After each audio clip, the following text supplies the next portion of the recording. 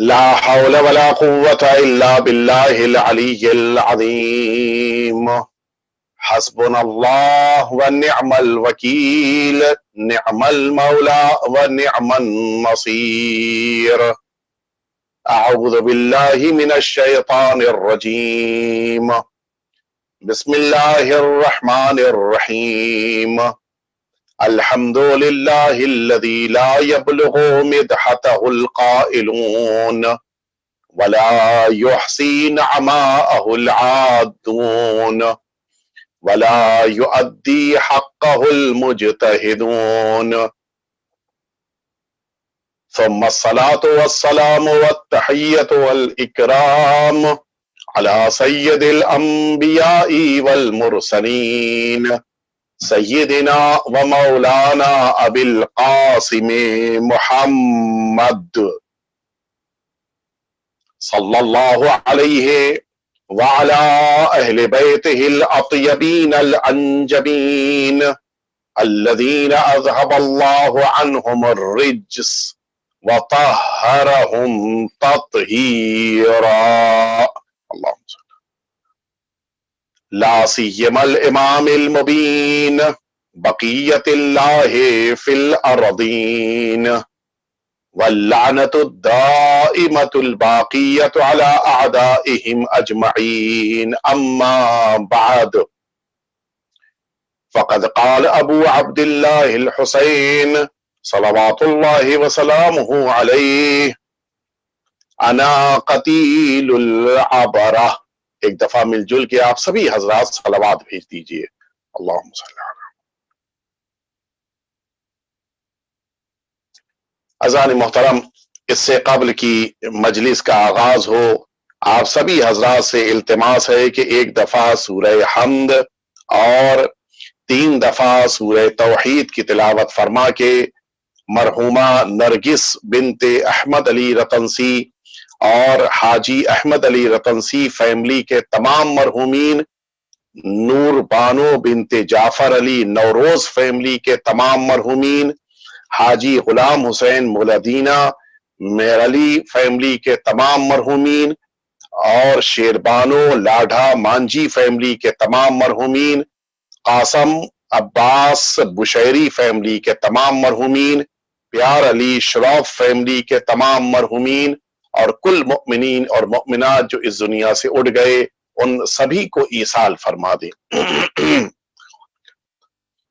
بسم اللہ الرحمن الرحیم.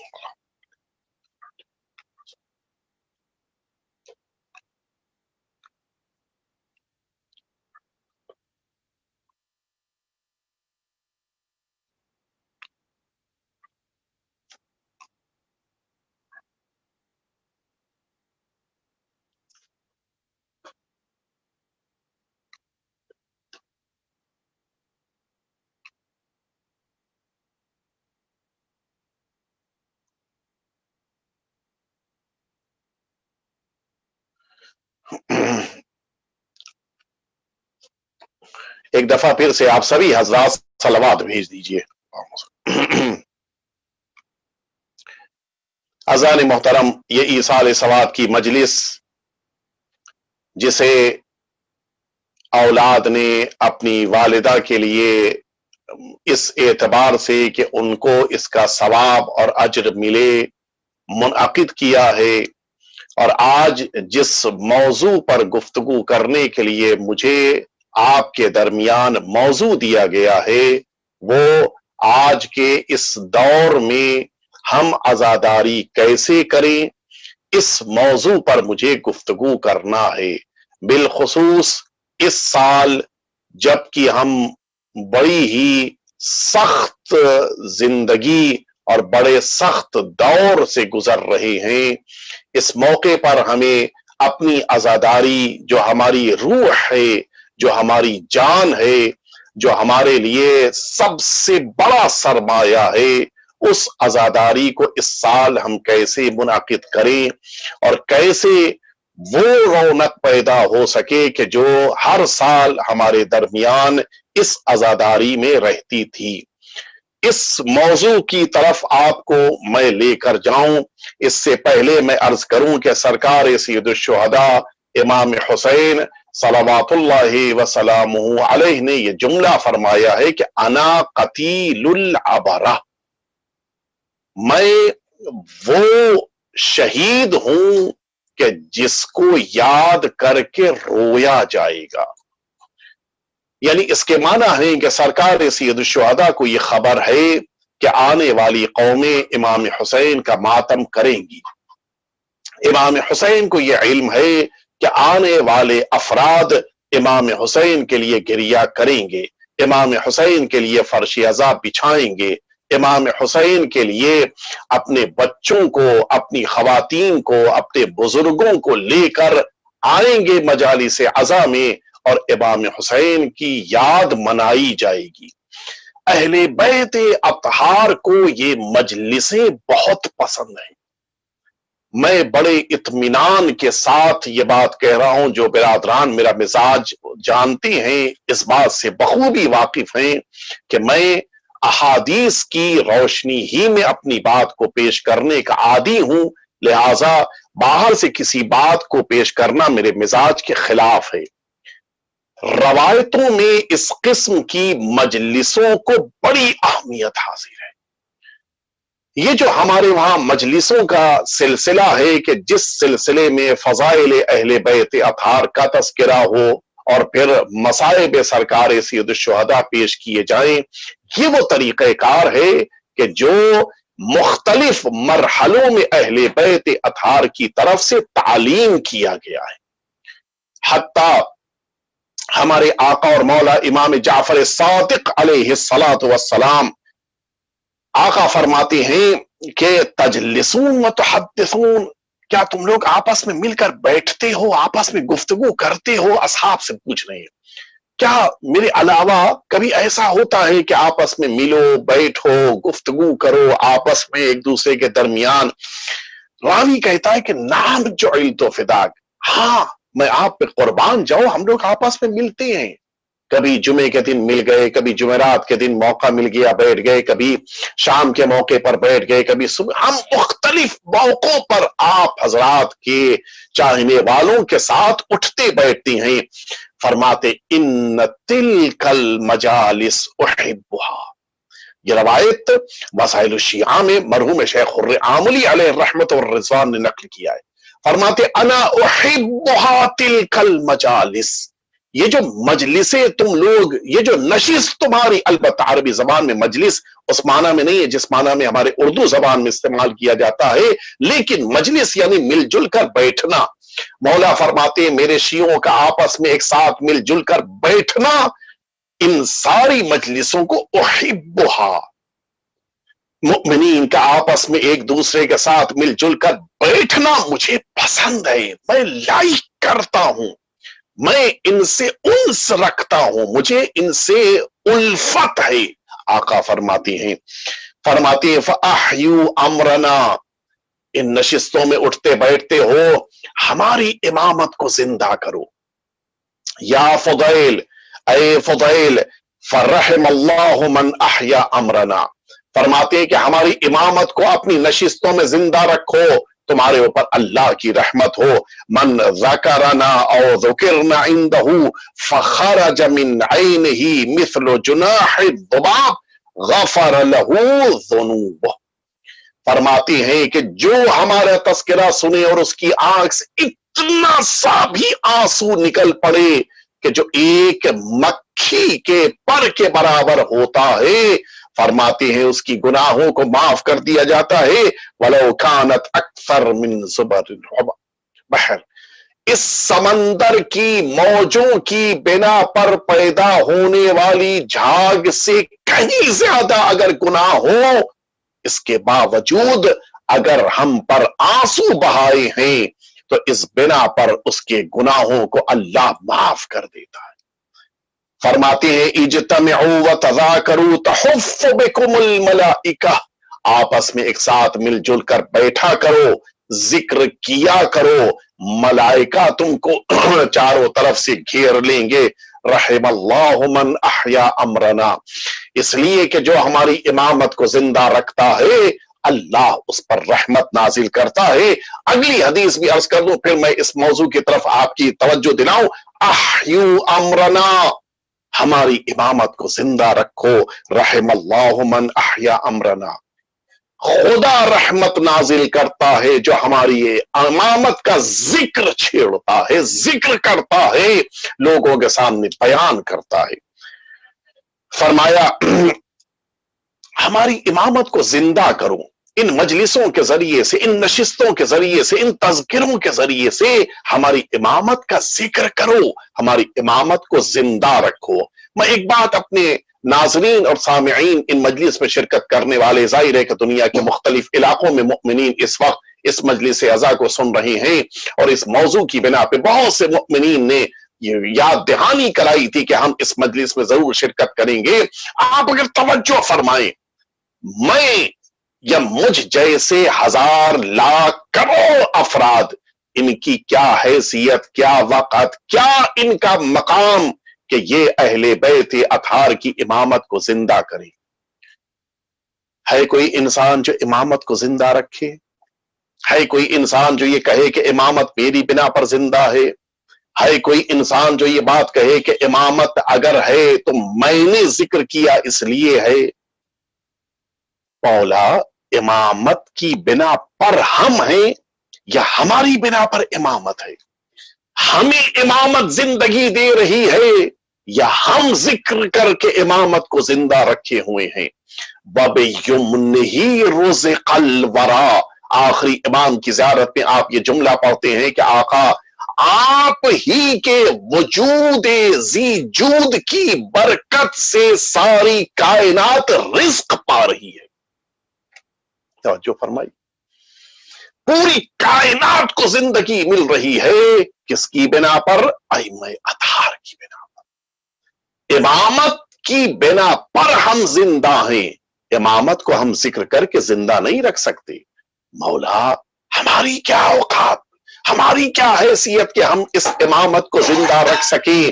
मौला फरमा रहेंगे, मैंने इसीलिए अगला जुमला फरमा दिया है, मैंने इसीलिए अगला जुमला तुम्हारे लिए करार दिया है कि अहयू अमरना रहमल्लाहु मन अहया अमरना।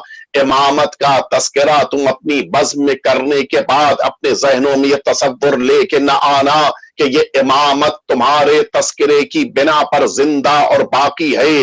न कभी ये सोचना कि इमामत तुम्हारी बिना पर है, न कभी तुम्हारे जहन में तसव्वुर पैदा हो, न तुम्हारे अंदर एहसास पैदा हो इस इमामत के तस्करे के बारे में कि इसको तुमने जिंदा रखा है। इमामत को तुमने कभी जिंदा नहीं रखा है, इमामत का तस्करा तुम करते रहो। क्यों? इसलिए नहीं कि तुम्हारे तस्करे की बिना पर इमामत बाकी रहेगी, बल्कि इसलिए जिक्र इमामत करते रहो ताकि तुम्हें रहमत परवरदिगार मिलती रहे। जिक्र इमामत इसलिए नहीं है कि हम जिक्र करेंगे तो इमामत बाकी रहेगी, बल्कि इसलिए है कि इस जिक्र अहले बैत की बिना पर अल्लाह की रहमत बंदे तक पहुंचती है। मैंने 3 रवायतें आपकी खिदमत में अर्ज की कि तीनों में इमाम ने यह बात फरमाई कि जिक्र इमामत की बिना पर अल्लाह की रहमत बंदे तक आती है। इमामत को जिंदा रखना तुम्हारा काम नहीं है, इमामत की बिना पर तुम्हें रहमत परवरदिगार, जिसे रहमत परवरदिगार चाहिए हो वो इमामत का तस्करा करे। फरमाया मन जलस मजलिसन युहया फीहि अमरुना लम यमुत कल्बुहु यौम तमूतुल कुलूब। जो हम अहले बैत अतार के तस्करे को अपनी नशिस्तों में, अपनी मजलिसों में, अपने घरों में जिंदा रखता है, वो उस दिन जिस दिन सारे दिल मुर्दा हो जाएंगे, अहले बैत अतार के तस्करे से घरों को मुनव्वर करने वाले इंसान के दिल को परवरदिगार रोशन, जिंदा और आबाद रखेगा। जिसे दिल की जिंदगी चाहिए, आप जानते हैं कि दिल जिंदा हो तो इंसान जिंदा है, दिल मुर्दा हो जाए तो इंसान मुर्दा है। अगर इंसानों को अपने दिलों को जिंदा रखना है تو اہل بیت اطہار کے تذکرے کے ذریعے سے زندہ رکھنا ہوگا۔ ذکر اہل بیت اطہار جتنا زیادہ کیا جائے دل اتنی ہی زندگی پاتے ہیں، دل اتنی ہی زیادہ حیات پاتی ہیں، دل کو اتنی ہی زیادہ روشنی ملتی ہے۔ لہذا انسان کو چاہیے کہ تذکرہ اہل بیت اطہار کو جاری رکھے۔ میں عرض کروں کہ جس موقع کے اوپر ہارون مکفوف، یہ ابو ہارون مکفوف یہ شاعر ہیں، بڑے اچھے شاعر ہیں، یہ جس موقع کے اوپر آئے چھٹے امام جعفر صادق علیہ السلام کی خدمت میں حاضر ہوئے، کہتے ہیں کہ دخلت علی ابی عبداللہ فقال لی انشدنی، میں آیا چھٹے امام کی خدمت میں جا کر، کتنا انسان خوش نصیب ہے، کتنا سعادت مند ہے وہ انسان کہ جو امام معصوم کی خدمت میں بیٹھے اور امام اس سے کسی کام کے انجام دینے کے لیے فرمائش کرے۔ انشدنی، اے ابو ہارون ہمارے لیے شعر کہو۔ ابو ہارون کہتے ہیں کہ فَأَنشَدْتُهُ، میں نے کچھ اشعار امام کی خدمت میں پیش کیے۔ فقال، لیکن امام نے، چھٹے امام فرماتے ہیں، توجہ سے سنیں، لا ابو ہارون ایسے نہیں، یہ جو تم نے اس طرح سے ہماری فضیلت کو، بس یہ نہیں، فرماتے کما تنشدون و کما ترفیہ عند قبرہ علیہ السلام، اس طرح سے پڑھو، اس طرح سے بیان کرو جس طرح سے میرے جد امام حسین کی قبر کے پاس بیٹھ کے مرثیہ پڑھتے۔ اب سمجھ میں آیا کہ چھٹے امام چاہ رہے تھے کہ امام کا تذکرہ امام حسین کے ذکر کے ساتھ کیا جائے، امام حسین کے مصائب کا تذکرہ کیا جائے۔ اسی لیے آپ نے دیکھا ہوگا یہ خطبہ، یہ علماء، یہ واعظین، یہ سارے بزرگان، یہ سارے وہ افراد کے جو اہل بیت اطہار کے مصائب کا ذکر کرتے ہیں، کسی بھی معصوم کی شہادت کی تاریخ ہو، اس معصوم کی شہادت کی تاریخ پر معصوم کے ذکر کے بعد پھر آخر میں امام حسین کا ذکر کرتے ہیں، پھر آخر میں کربلا معلی کا تذکرہ کرتے ہیں۔ کیوں؟ وجہ یہی ہے کہ چھٹے امام نے ابو ہارون سے یہ بات کہی تھی کہ ابو ہارون ہمارے لیے قصیدہ کہہ رہے ہو تو اب ہمارے جد امام حسین کے مرثیے کو بھی پڑھو۔ امام حسین کے مرثیے سے چھٹے امام کو اتنی محبت اور اتنا لگاؤ ہے۔ دیعبل آپ واقف ہیں، بڑے عظیم شاعر گزرے ہیں دیعبل، جس موقع کے اوپر یہی خراسان آئے اور 8ویں امام علی رضا علیہ السلام مل جل کے آپ سبھی حضرات صلوات بھیج دیجئے، آقا کی خدمت میں حاضر ہوئے۔ اس موقع کے اوپر دیعبل سے امام نے فرمایا تھا کہ احب ان تنشدنی شعرا فان هذه الايام ایام حزن كانت علينا اہل البیت۔ اے دیعبل مجھے پسند ہے، احب میں چاہتا ہوں کہ کچھ شعر پڑھو، میں چاہتا ہوں کہ کچھ اشعار کہو، مرثیہ پڑھو، اس لیے کہ یہ وہ تاریخیں ہیں کہ جو تاریخیں ہم اہل بیت اطہار کے لیے حزن اور ملال اور غم کی تاریخیں، محرم کی تاریخیں تھی۔ میں چاہتا ہوں کہ تم میرے لیے مرثیہ پڑھو۔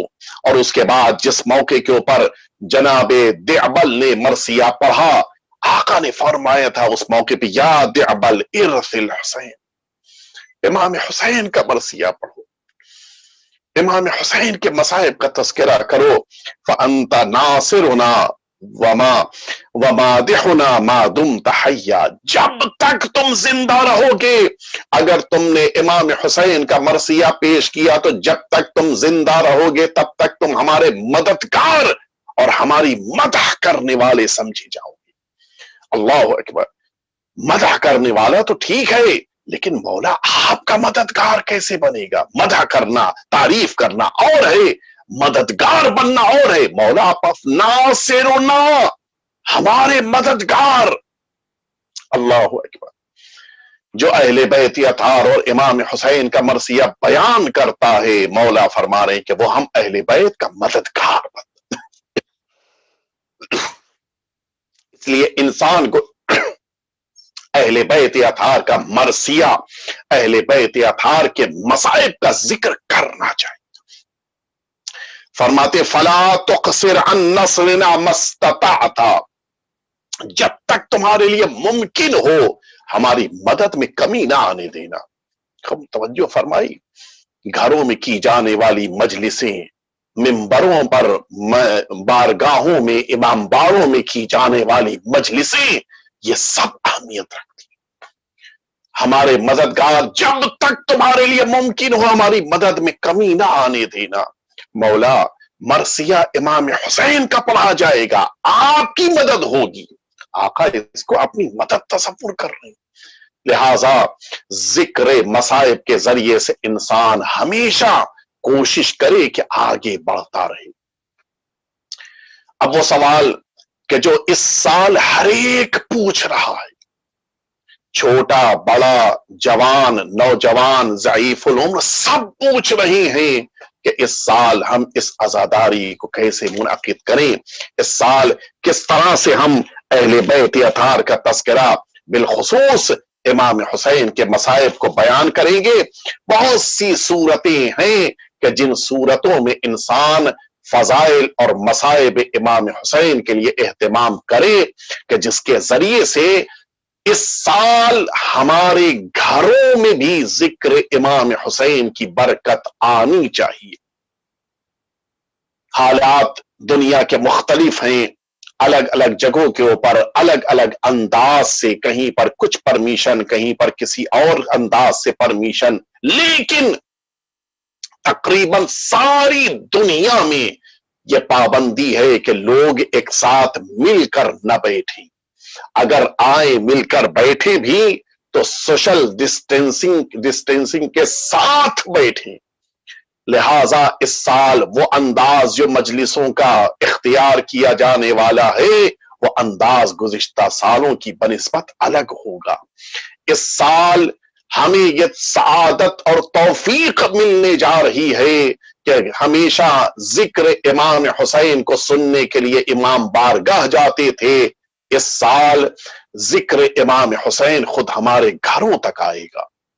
जिक्र इमाम हुसैन की जो बरकतें हैं वो हमारे घरों तक आएंगी। बात आ गई है तो ये जुमला जरूर अर्ज करता चलूं कि लाइव मजलिसों की अपनी अहमियत है। ये तवज्जो रहे, ये जो जिक्र लाइव किया जाता है इसकी खुद अपनी एक अहमियत है और इसको ज्यादा अहमियत मिलती है। इसीलिए कुरान मजीद भी आप वाकिफ हैं, जब इंसान लाइव पढ़ रहा हो तो आए सजदा को पढ़ दिया जाए तो इंसान के लिए सजदा वाजिब हो जाता है। बकिया अगर लाइव नहीं है, रिकॉर्डेड है, तो फिर जरूरत नहीं है। लिहाजा ये तवज्जो रहे कि जब लाइव प्रोग्राम होगा, लाइव मजलिसें होंगी, तो वो बरकतें जो इमाम बारगाहों में आती थीं वो इन लाइव मजलिसों की बिना पर हमारे घरों तक आने वाली है। कैसे, हम क्या तरीक़ेकार इख्तियार करें कि इमाम हुसैन का तज़किरा हमारे घरों में जिस मौके पर किया जाए सही अंदाज से हो। आप यहां से तवज्जो फरमाते जाएं। पहली चीज जो हमें ख्याल रखनी है कि जिस मौके के ऊपर मजलिस, मिसाल के तौर के ऊपर हम इमाम बारगाह में 9 बजे मजलिस के लिए हमेशा हर साल जाते थे। हमारा यह तरीक़ाकार था कि हम 9 बजे की मजलिस में शिरकत करते थे। इस साल हम मस्जिद में होंगे, हम इस साल इमाम बारगाह में होंगे, ये मुमकिन नहीं है। लिहाजा वो 9 बजे का वक्त जो हर साल हम इमाम हुसैन का तज़किरा सुनने के लिए करार देते थे, इस साल भी दुनिया के सारे काम छोड़कर उस 9 बजे के वक्त को इमाम हुसैन के तज़किरे से ही आप मंसूब रखिएगा, कोई दूसरा काम न कीजिएगा। इमाम हुसैन का तज़किरा हम सुनेंगे। जैसे गुज़िश्ता साल तक हम ये काम करते थे कि इमाम हुसैन का तज़किरा सुनने के लिए हम इमाम बारगाह पहुंच जाते थे, इस साल भी उसी वक्त हम खुद को खाली रखेंगे। हम उस वक्त कोई काम एक्सेप्ट नहीं करेंगे। बड़े से बड़ा काम आ जाए, इमरजेंसी के अलावा कोई बड़े से बड़ा काम आ जाए, हम इमाम हुसैन के जिक्र को अहमियत देते हुए उस काम को नहीं अहमियत देंगे, बल्कि मजलिस में शिरकत करेंगे। लाइव मजलिस अगर हमारे घर में आ रही है तो उस मौके पर अपने घर में बैठकर उस मजलिस को बगौर सुनना है। اور اس کے لیے دوسری ہماری ذمہ داری ہے کہ ظاہر ہے کہ جب انسان گھر میں ہوتا ہے تو پھر اس کے ذہن بھٹکنے شروع ہوتے ہیں، ادھر ادھر ذہن جانا شروع ہوتا ہے، فون کے اوپر کوئی کال آ گئی، لینڈ لائن کے اوپر کوئی فون آ گیا، دروازے کے اوپر کوئی ملنے کے لیے آ گیا، اس طرح کی ساری رکاوٹوں کے لیے پہلے سے سوچ کر ان کا انتظام کرنے کی ضرورت ہے۔ انسان موبائل کو اپنے سے اس وقت جو مثلا 9 سے 10 کا وقت، 8 سے 9 کا وقت، یا مثلا 10 سے 11 جو وقت ہر سال ہم امام بارگاہ میں امام حسین کو دیتے تھے، اسی وقت کی بات کر رہا ہوں۔ ہم موبائل کو یا میوٹ کے اوپر لگا دیں، یا ہم موبائل کو اپنے سے دور کر دیں، لینڈ لائن کو بھی ہم میوٹ کر کے رکھیں گے، اس موقع پر نہ کوئی مہمان ہمارے گھر میں آئے تو اسے بھی کچھ بھی نہیں، ہم نے وہ وقت امام حسین کے لیے قرار دیا ہے، لہذا راستے میں آنے والی ساری رکاوٹیں اس وقت کے اوپر، حتیٰ خواتین بھی، ہر سال یہ ہوتا تھا کہ وہ جس موقع کے اوپر امام بارگاہ مجلس میں ان کو پہنچنا ہے، وہ اپنے گھر کے مثلاً رات کے کھانے، دن کے کھانے، ڈنر، لنچ، ہر چیز کو تیار کر لیتی تھی۔ اس سال ایسا نہ ہو کہ وہ مجلس کا وقت آ جائے اور پھر ڈنر ریڈی کیا جائے، وہ مجلس کا وقت آ جائے پھر مثلا کھانا تیار، ایسا نہیں ہونا چاہیے۔ پہلے سے ساری تیاری مکمل، اس وقت سب سارے کام چھوڑ کر امام حسین کی مجلس کے لیے آ کر بیٹھ جائیں، لائیو مجلس جوائن کریں، شرکت کریں، پوری توجہ کے ساتھ شرکت کریں۔ اور پھر ایک چیز جس پر ہمیں توجہ دینی ہے، ہم جب امام بارگاہ میں ہوتے تھے، مجلسوں کے اختتام پر شبیہ نکلتی تھی، مثال کے طور کے اوپر سرکار ابو الفضل عباس علیہ السلام کا علم مبارک برآمد ہوتا تھا، جناب علی اکبر کا تابوت مبارک اٹھتا تھا، جناب قاسم کی ان سے منسوب جو بھی ہمارے علاقے میں عزا کا طریقہ کار تھا، وہ ساری چیزیں امام بارگاہ میں گزشتہ سال تک ہم اپنے کاندھوں کے اوپر اٹھاتے تھے، ہم انہیں بوسہ لیتے تھے، ہم ان کے سامنے بیٹھ کر گریا کرتے تھے۔ اس سال بھی کوشش کریں کہ مجلس جس موقع کے اوپر آن لائن مکمل ہو جائے، ہم کچھ چھوٹا موٹا ہی صحیح اہتمام کریں۔ ٹھیک ہے، ہر روز ہم شبیہ نہیں برآمد کر سکتے، جب ممکن ہے ہم برآمد کریں، ہر روز نہ ممکن ہو تو کم از کم سرکار ابو الفضل عباس کا علم مبارک تو ہم برآمد کر سکتے ہیں۔ گھر کے فیملی میں جتنے ممبرز ہیں وہ سب اس علم مبارک کے سامنے کھڑے ہوں، اور مجلس کے آن لائن ختم ہونے کے بعد سب ماتم کریں، سینہ زنی کریں، نوحہ پڑھیں، ایک نوحہ ضرور گھر میں پڑھا جائے۔ اگر خود نہیں پڑھ سکتے تو گھر میں موجود بقیہ افراد کو موقع دیں، ان سے ریکویسٹ کریں، ان سے کہیں، حتیٰ خواتین سے کہیں۔ ظاہر ہے کہ گھر کے اندر معمولاً لیڈیز جینٹس سب رہتے ہیں، محرم ہے، سب لیڈیز پڑھیں، تاکہ نوحہ گھر میں مجلسوں کے ختم ہونے کے بعد ضرور ہو۔ یہ کام ہمیں کرنا ہے، ہمیں کوشش کرنی ہے کہ جو ہماری فرش عزا کی زینت ہے، وہ ٹھیک ہے امام بارگاہ میں نہ ہو پائے، لیکن ہمارے گھروں میں وہ زینت باقی رہنی چاہیے۔ اور اس وقت ہمارے بزرگان، ہمارے مراجع کرام، ہمارے وہ افراد کے جو قوم کا درد رکھتے ہیں، ان سب نے تاکیداً یہ بات کہی ہے، بالخصوص آیت اللہ العظمیٰ آغا سیستانی حفظہ اللہ تعالی نے یہ بات کہی ہے کہ ہر شخص اپنے گھر میں اگر اجازت ہو تو اپنے گھر میں سیاہ پرچم لگائے، اگر ممکن نہ ہو تو کم از کم گھر کے اندر لگائے، ضرور سیاہ پرچم لگائیں، تاکہ جب نظر پڑے تو یہ احساس ہو کہ محرم کا مہینہ ہے، تاکہ جب نظر پڑے تو دنیا والوں کو محسوس ہو کہ یہ سب عزادار ہیں، تاکہ جب نظر پڑے تو دنیا والوں کو یہ احساس ہو کہ یہ سب سوگوار ہیں۔ یہ ہونا چاہیے۔ گھر کے باہر، گھر کے اندر، جہاں بھی ممکن ہو انسان ضرور سیاہ پرچم لگائے، گھر میں علم مبارک کو نصب کرے، گھر میں امام حسین کی یاد کو باقی رکھے، تاکہ امام حسین کی یاد کے ذریعے سے ہمارے گھر بھی حسینی گھر بن جائیں۔ اسی طرح سے خاص طور سے جب علم مبارک برآمد کیا جائے تو ضرور ان بچوں کے ہاتھوں میں علم مبارک دیا جائے۔ جیسے بامبے شہر میں طریقہ کار ہے، بہت سے علاقوں میں طریقہ کار ہوگا کہ جس موقع کے اوپر علم مبارک اٹھتے ہیں، بچوں کے ہاتھ میں چھوٹے چھوٹے پرچم، چھوٹے چھوٹے علم مبارک ہوتے ہیں۔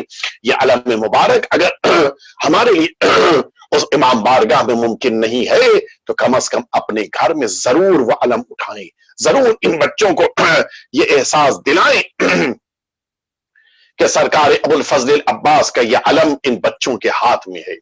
एक दफा मिलजुल के सलवात भेज दें आप।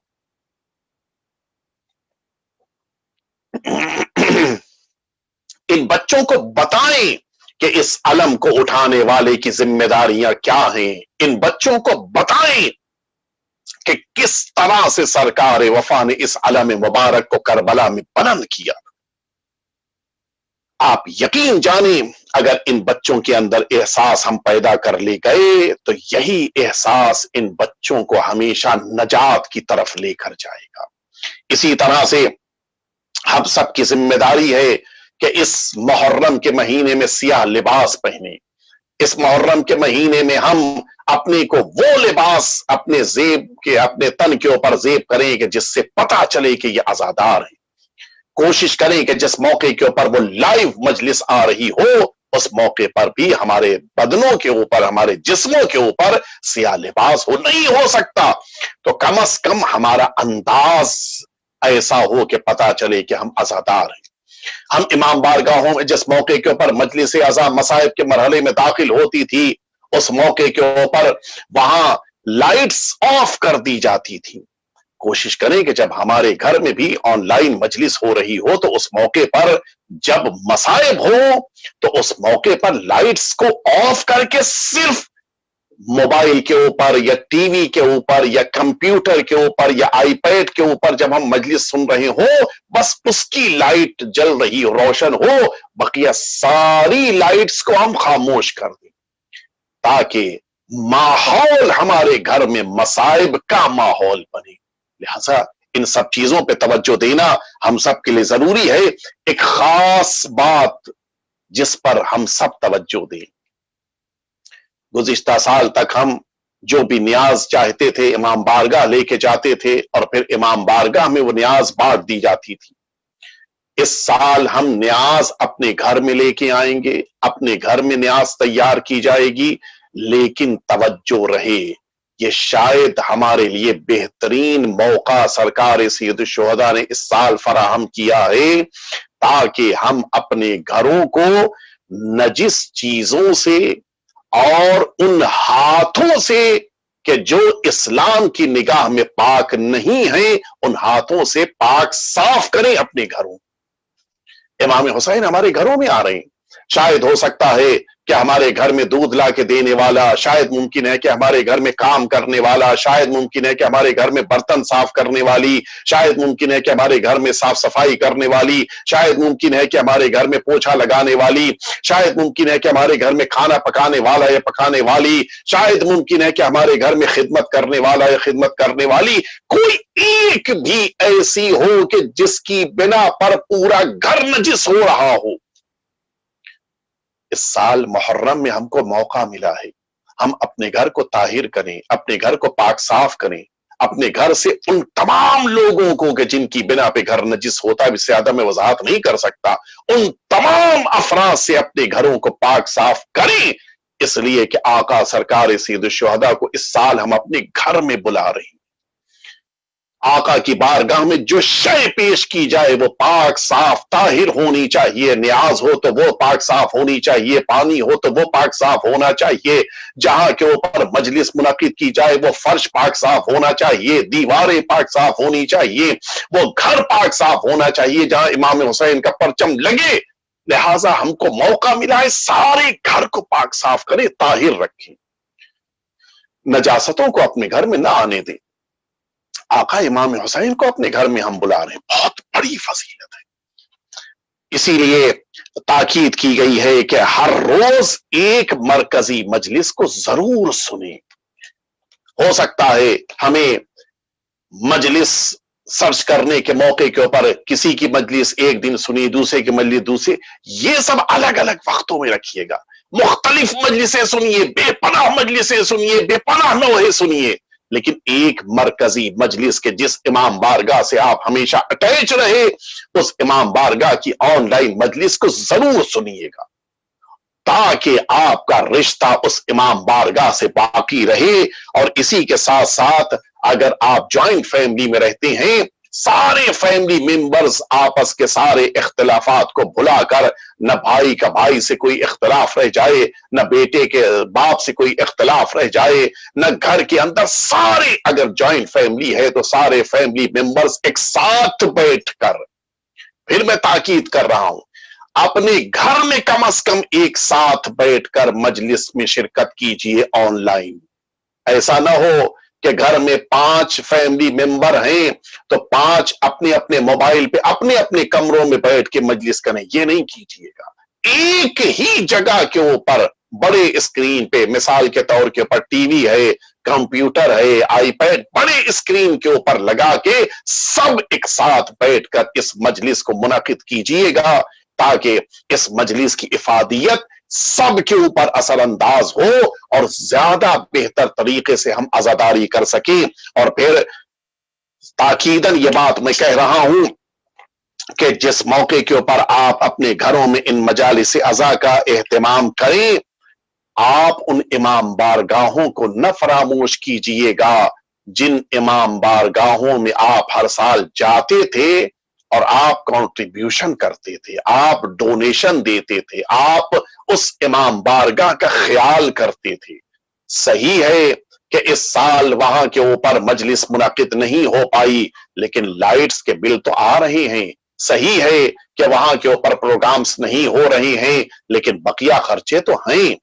آپ اپنے کنٹریبیوشن کو کم نہ ہونے دیجیے گا، خاص طور سے جو آپ مجلسوں پہ رقم ہر سال خرچ کرتے تھے، اس سال بھی آپ ان سارے رقومات کو، سارے پیسوں کو مجلسوں پہ ضرور خرچ کیجیے گا، تاکہ ہمارے اندر یہ جذبہ، دیکھیں انہیں ضرورت نہیں ہے لیکن ہمیں اپنی وفاداری کا ثبوت دینا ہے، ہمیں اپنی محبت کا اظہار کرنا ہے۔ لہٰذا ان مجلسوں میں جو رقم ہر سال آپ خرچ کر رہے تھے، اس سال بھی خرچ کیجیے گا، اس سال بھی رقم دیجیے گا، اس لیے کہ اخراجات ہیں، اور اخراجات کے علاوہ جب مجلس ہو رہی ہے تو اس مجلس کی بنا پہ ایکسٹرا خرچے ہو رہے ہیں۔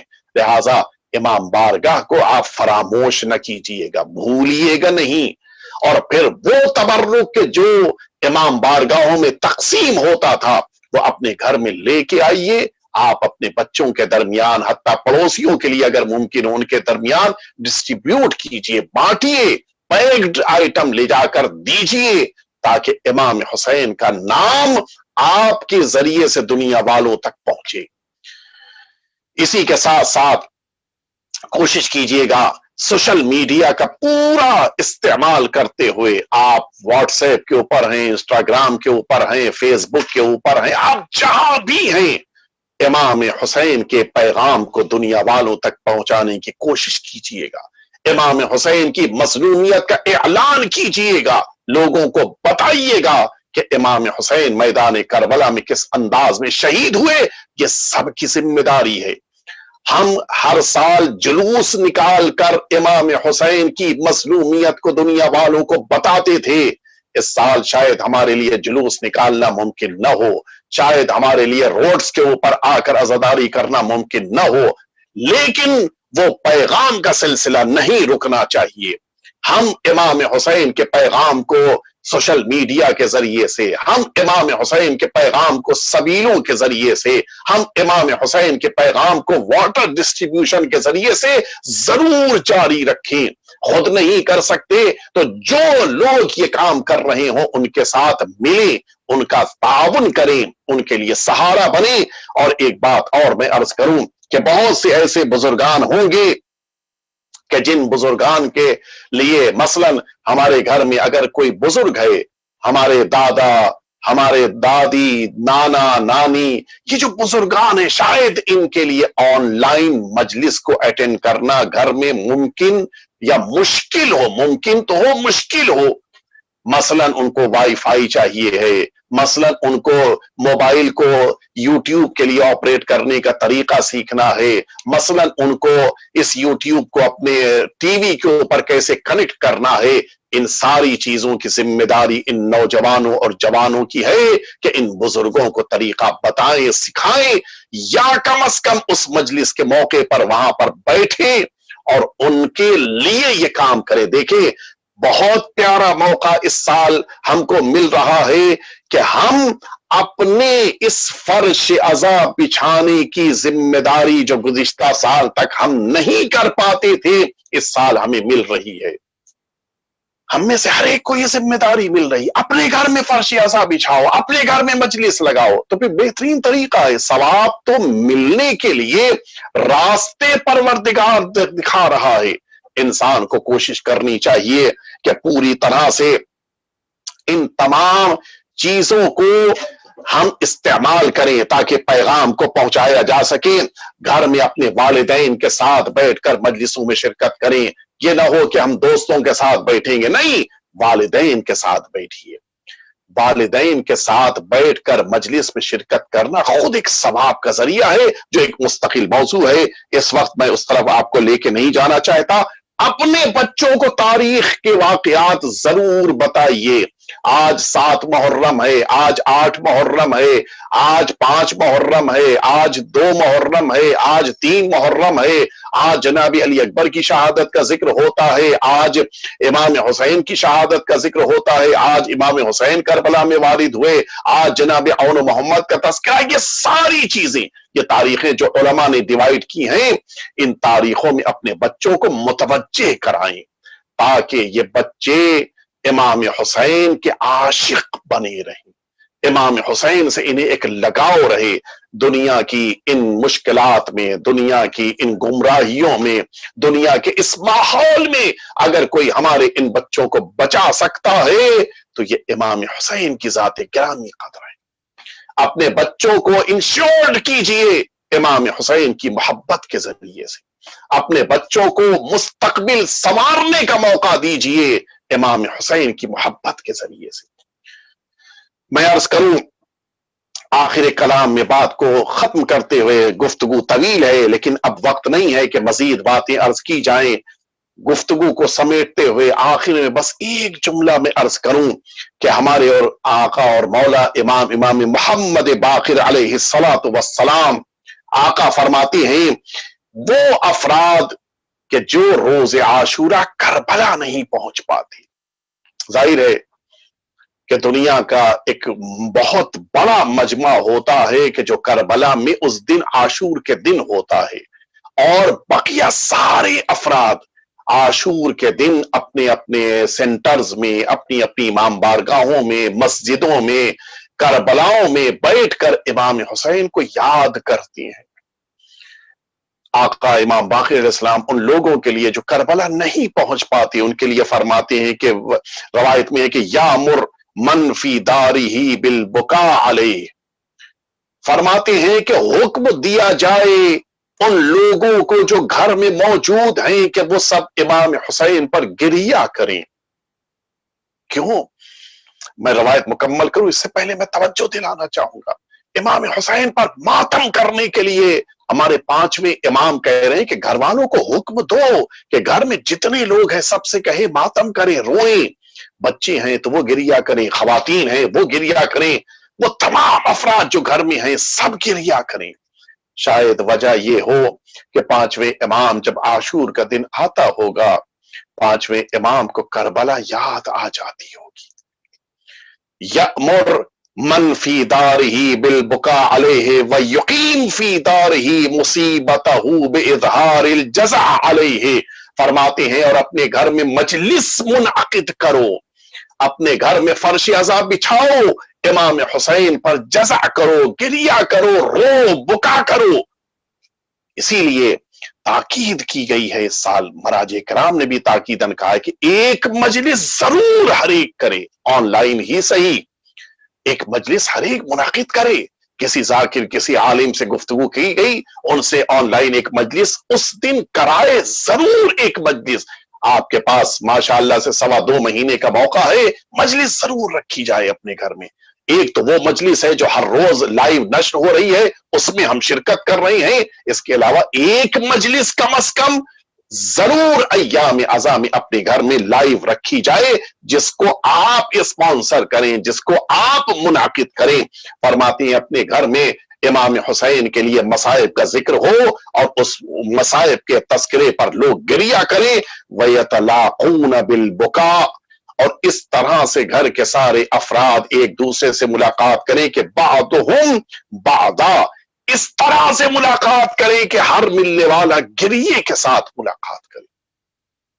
عاشور کے دن ہنسنا نہیں ہے، عاشور کے دن خوشی نہیں منانی ہے، عاشور کے دن فرحت نہیں، پوری طرح سے ماتم کرتے ہوئے اپنے اپنے گھروں میں وَيَتَلَاقُونَ بِالْبُكَاءِ بَعْضُهُمْ بَعْضًا فِي الْبُيُوتِ وَلْيُعَزْ بَعْضُهُمْ بَعْضًا بِمُصَابِ الْحُسَيْنِ، فرماتے ہیں کہ عاشور کے دن تم ایک دوسرے کو تعزیت دو امام حسین کے مصائب کو یاد کرتے ہو۔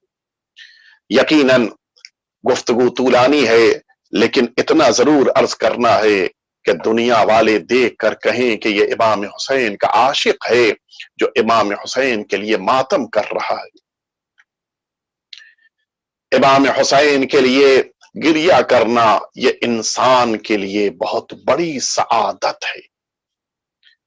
اذا اراد اللہ بعبد خیر قذف فی قلبہ حب الحسین، خدا جس بندے کے ساتھ نیکی کرنا چاہتا ہے اس کے دل میں حسین کی محبت کو قرار دیتا ہے۔ اللہ نے آپ کے دلوں کو امام حسین کی محبت عطا کی، شکر پروردگار بجا لائے۔ امام حسین کی محبت قربانی چاہتی ہے، امام حسین کی محبت جان نثاری طلب کرتی ہے، اور اگر جان نثاران امام حسین کو دیکھنا ہے تو آئیے میں آپ کو لے کر چلوں ان چھوٹے چھوٹے شہزادوں کا تذکرہ کروں کہ جن کی دنیا کے بعض علاقوں میں آج شب شہادت ہے۔ دنیا کے مختلف علاقوں میں آج ان دو چھوٹے شہزادوں کا ماتم کیا جا رہا ہے کہ جنہیں لے کر جناب مسلم سرزمین کوفہ پر آئے تھے۔ وہ دو چھوٹے چھوٹے بھائی ایک دوسرے کے لیے مددگار تھے۔ جس موقع کے اوپر مشکور کے زندان سے انہیں رہائی ملی، وہ بھی اس طرح سے کہ چھپ کر ان کو رہا کیا گیا کہ جاؤ مدینے کی طرف چلے جانا۔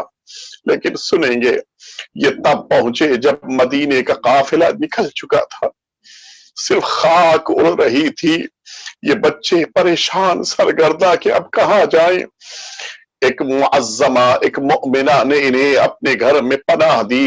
اس مؤمنہ کے گھر میں جب اس کو پتا چلا کہ یہ مسلم کے یتیم ہے، اپنے ہاتھوں سے اس نے ان بچوں کے سروں پہ کنگھی کی، ان بچوں کا لباس بدلا، ان بچوں کو اپنے ہاتھوں سے کھانا کھلایا، لے جا کے ایک حجرے میں ان سب کو بڑی خاموشی کے ساتھ سلا دیا۔ بچے مدتوں سے تھکے ہوئے تھے، کون تھا جو شفقت کے ساتھ پیش آتا؟ ان بچوں کو نیند آ گئی۔ لیکن سنو گے عزاداروں، اسی مؤمنہ کا شوہر حارث گھر میں واپس آ کے اپنے حجرے میں آرام کر رہا تھا۔ نصف شب آدھی رات آئی، ان بچوں کی آنکھ کھلی۔ ایک بچے نے ایک بھائی نے دوسرے بھائی سے کہا کہ بھیا میں نے خواب دیکھا ہے۔ دوسرے بھائی نے پوچھا کہ بتاؤ تم نے کیا خواب دیکھا ہے؟ بڑے بھائی نے بتانا شروع کیا کہ میں نے خواب میں دیکھا ہے کہ میرے بابا جد امجد رسول اللہ کے سامنے حاضر ہیں۔ رسول اللہ نے بابا مسلم کو دیکھ کے اچانک پوچھا کہ مسلم تم چلے آئے اور تمہارے بچے وہاں دشمنوں کے نرخے میں ہیں، دشمنوں کے درمیان گھرے ہوئے ہیں۔ میرے بابا نے جواب دیا کہ اے میرے جد رسول اللہ، میں اپنے ان بچوں کو آج جنت میں اپنا مہمان بناؤں گا، یہ بچے قریب ہمارے پاس آنے والے ہیں۔ چھوٹے بھائی سے بڑے بھائی نے کہا کہ بھیا یہی خواب میں نے بھی دیکھا ہے، اس کا مطلب یہ ہے کہ آج ہماری زندگی کا آخری دن ہے، ہمیں دنیا سے رخصت ہو جانا ہے۔ یہ کہتے ہوئے دونوں بھائی ایک دوسرے کے گلے لگ کے رونے لگ گئے۔ ان کو تو احساس نہیں تھا کہ گھر میں کون ظالم چھپا ہوا ہے۔ سنیں گے عزاداروں، حارث کی آنکھ کھلی، بچوں کے گریے کی آواز سنی، کہتا ہے کہ یہ بچے کہاں سے گریہ کر رہے ہیں؟ زوجان مؤمنہ نے کہنا شروع کیا کہ شاید کوئی پڑوس میں بچے رو رہے ہوں گے، کہ نہیں یہ آواز گھر کے اندر سے آ رہی ہے۔ اس نے حجروں میں تلاش کرنا شروع کیا، زوجہ راستے کی رکاوٹ بن رہی ہے، لیکن سارے حجروں میں تلاش کرتے ہوئے اب جو ایک حجرے میں قدم رکھا، دیکھا سامنے دو بھائی کھڑے ہوئے ہیں۔ ان دونوں بھائیوں کو دیکھ کر یہ دونوں بھائی تو سمجھے کہ ظاہر ہے کہ اس گھر میں جب مؤمنہ ہے تو پھر اس کے گھر میں جتنے افراد ہوں گے وہ نیک ہوں گے۔ پوچھا بتاؤ تم کون ہو؟ ان بچوں نے بغیر جھجک کے کہا کہ ہم مسلم کے یتیم ہیں۔ سنو گے عزادارو، بس یہ جملہ سننا تھا کہ حارث آگے بڑھا، اس نے ان دونوں بچوں کے بالوں کو کھینچ کے تماچے لگانے شروع کیے۔ کہتا ہے کہ میں صبح سے شام تک تمہیں تلاش کر رہا تھا، تم لوگ میرے گھر میں چھپے ہوئے ہو۔ ان دونوں کو رسیوں میں باندھا اور حجرے کو بھی مقفل کر کے آ کے لیٹ گیا، سو گیا۔ سنیں گے عزاداروں، اپنے اس حجرے میں آیا، اپنے ان دونوں بچوں کو لے کے یہ حارث اپنے بیٹے اور غلام کے ساتھ اسی نہر فرات کی طرف بڑھا۔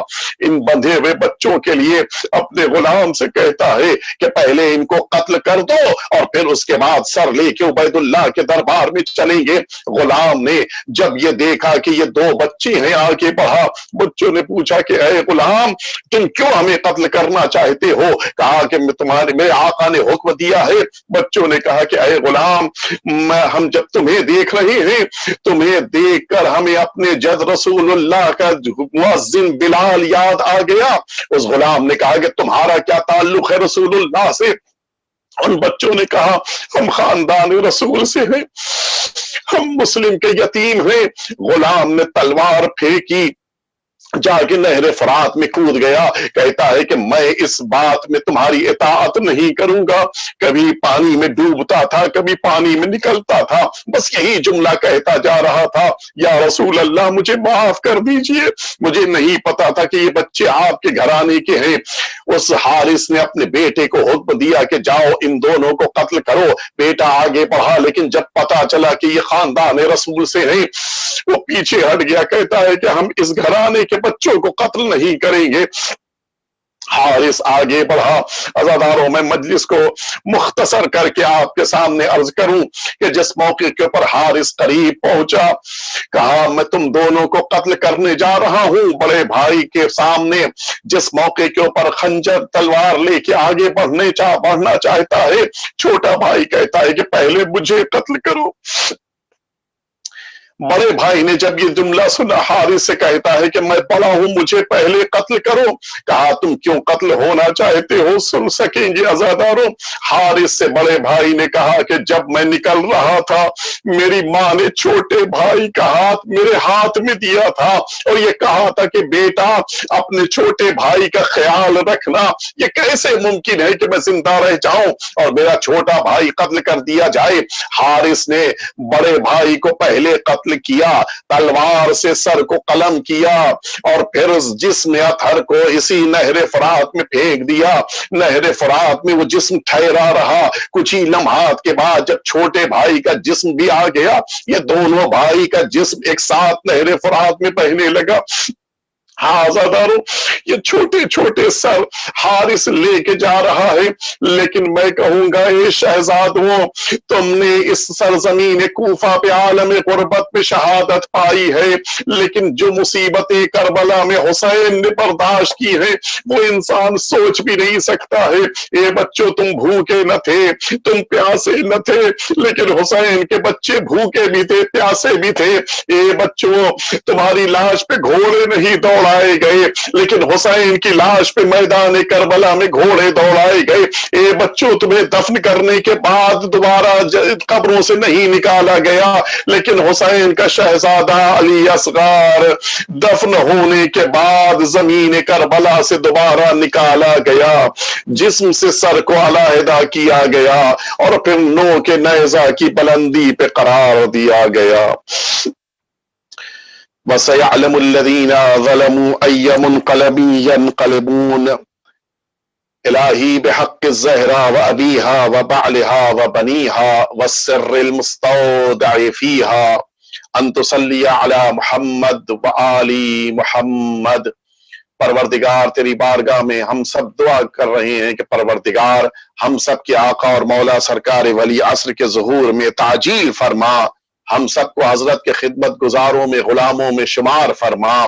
پروردگار جن مرحومین کے اصال ثواب کی مجلس ہے ان سب کے درجات کو بلند سے بلند تر فرما۔ پروردگار وہ مؤمنین اور مومنات کہ جو اس خاندان سے وابستہ ہیں ان سب کو اہل بیت اطہار بالخصوص امام حسین کا مہمان قرار فرما۔ پروردگار جو مؤمنین اور مؤمنات اس وقت بیمار ہیں بالخصوص اس کورونا کے شر سے پریشان ہیں پروردگار ان سب کو شفاء کامل و عاجل عطا فرما۔ پروردگار جو مؤمنین مشکلات میں ہیں ان کی مشکلات کو حل فرما۔ پروردگار اس سال ہم سب کو اسی طرح سے عزاداری جیسی ہمیشہ انجام دیتے تھے اس سال بھی انجام دینے کی توفیق عطا فرما۔ پروردگار ہم سب کو امام حسین کے زائروں میں امام حسین کی عزاداروں میں قرار فرما۔ ہم سب کے والدین اگر باحیات ہوں خدمت کی توفیق عطا فرما، اگر اس دنیا سے اٹھ گئے ہوں جوار اہل بیت اطہار میں جگہ عنایت فرما۔ وصلی اللہ علی سیدنا محمد وآلہ الطیبین الطاہرین۔ التماس ہے کہ ایک دفعہ سورہ حمد اور 3 دفعہ سورہ توحید کی تلاوت فرما کے مرحومہ نرگس بنت احمد علی رتنسی اور حاجی احمد علی رتنسی فیملی کے تمام مرحومین آف نور بانو بنت جعفر علی نوروز فیملی، مرحومین آف حاجی غلام حسین مولیدینہ میر علی فیملی، مرحومین آف شیربانو لاڈھا مانجی فیملی، مرحومین آف قاسم عباس بشیری فیملی، مرحومین آف پیار علی شروف فیملی اور کل مرحومین جو اس دنیا سے اٹھ گئے ان سبھی کو ایصال فرما دیں۔ اعوذ باللہ من الشیطان الرجیم، بسم اللہ الرحمن الرحیم، الحمد للہ رب العالمین الرحمن الرحیم مالک یوم الدین، ایاک نعبد و ایاک نستعین، اہدنا الصراط المستقیم صراط الذین انعمت علیہم غیر المغضوب علیہم ولا الضالین۔ بسم اللہ الرحمن الرحیم، قل هو اللہ احد اللہ الصمد لم یلد ولم یولد ولم یکن له کفوا احد۔ بسم اللہ الرحمن الرحیم، قل هو اللہ احد اللہ الصمد لم یلد ولم یولد ولم یکن له کفوا احد۔ بسم اللہ الرحمن الرحیم، قل هو اللہ احد اللہ الصمد لم یلد ولم یولد ولم یکن له کفوا احد۔ اللہم صلی علی محمد و آل محمد۔ پروردگار اس مجلس عزا اور ان سوروں کا ثواب ان مرحومین کے ارواح کو ایصال فرما دے۔ آپ سبھی حضرات متوجہ ہو جائیں، اب آپ لوگ کی خدمت میں زیارت عاشورہ کی تلاوت ہوگی، آپ سب زیارت عاشورہ میں شرکت فرمائیں۔